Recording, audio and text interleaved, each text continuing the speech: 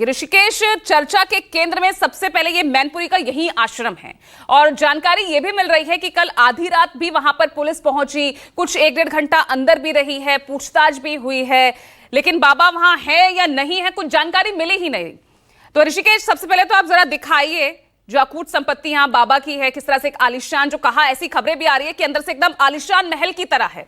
हालांकि पता नहीं, आपको तो शायद इजाजत आपको भी नहीं मिली होगी अंदर जाने की, लेकिन दिखाइए बाहर से कैसा दिखता है ये बाबा का ये महल। और दूसरी बात, आपको अंदर खाने क्या खबर लग रही है, कहां है बाबा, यही सबसे बड़ा सवाल है।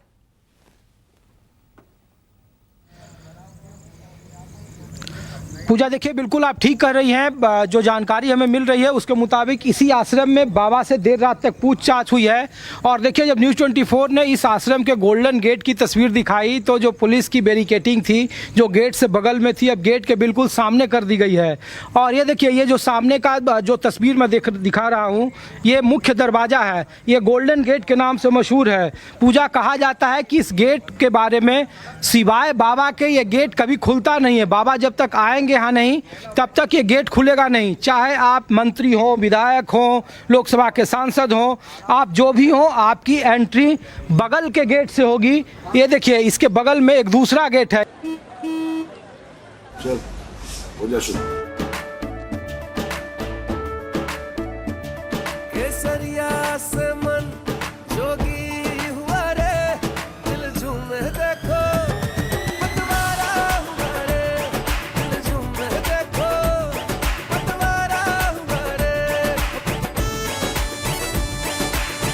हर पल मनाओ केसरी त्योहार। विमल, बोलो जुबान केसरी। ये राम कुटीर चैरिटेबल ट्रस्ट के तहत है। ये उस गेट से एंट्री होती है। और ये जो बैरिकेटिंग आप देख रहे हैं पूजा, उसके सामने पीसीसी रोड है, मेन सड़क से, नेशनल हाईवे से 500 मीटर की दूरी पर। और ये बैरिकेड तभी उठता है जब बाबा इस महल में होते हैं, इस आश्रम में होते हैं। दूसरा देखिए, बगल में सिल्वर गेट है। यहाँ पे बाबा के जो बेहद करीब सेवादार हैं वो यहाँ पे एंट्री करते हैं। एक बड़ा सा आप देखिए कि एक बड़ा सा गेट बनाया हुआ है।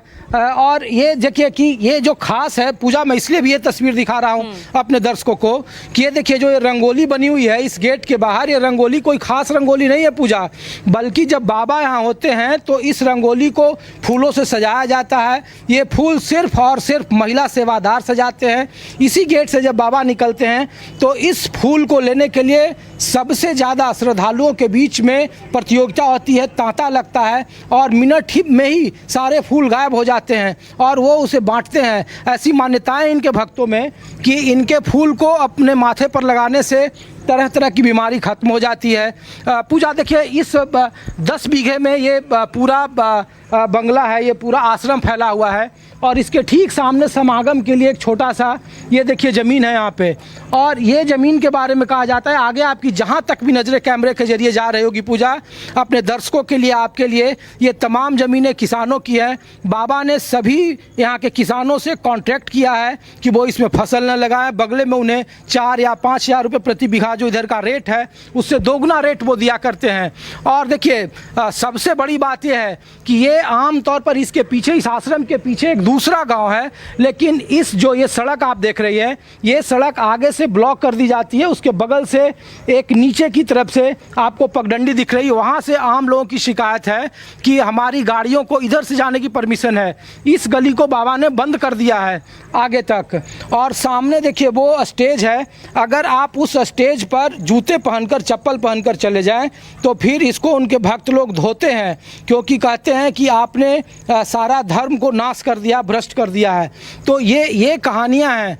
बाबा अभी कहाँ हैं? अपने वकील के जरिए उन्होंने सिर्फ एक चिट्ठी के जरिए कहा कि वो चिंतित हैं, उनकी जल्द मनोकामना पूरी करे। तो ये तस्वीरें हैं यहाँ पे देखिए। मैं कोशिश करता हूँ कि कुछ सेवादार हैं, अगर आप मौका दे, कुछ समय अगर आपके पास है तो मैं कोशिश करता हूँ कि वो बात हो पाए उनके सेवादारों से, क्योंकि सेवादार यहाँ पे हैं और अपने तरीके से दावे कर रहे हैं कि जो बाबा पर आरोप लगाए जा रहे हैं, प्रत्यारोप लगाए जा रहे हैं, वो इस तरीके से वो कर रहे हैं। तो मैं कोशिश करता हूं कि एक सेवादार हैं जो मथुरा से आए हैं और जो टीवी मीडिया में हम लोग रिपोर्ट दिखा रहे हैं उसके ज़रिए वो सुनने की कोशिश कर रहे हैं।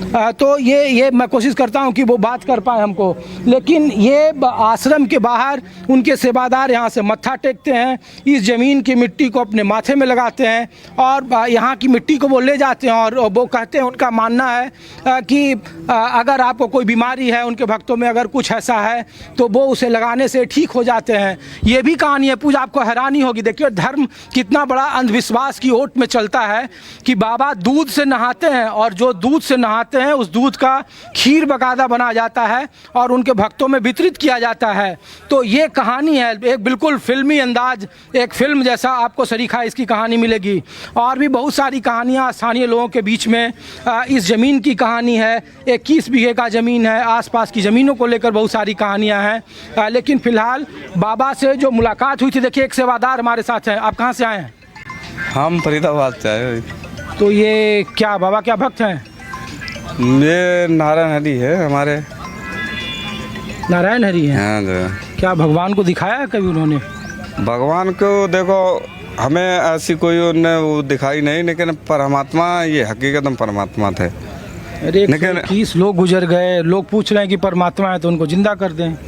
अब जिंदा तो देखो कोई भी नहीं कर सकता। जैसे तो देखो आपने भी नहीं देखा ना हमने भी देखा।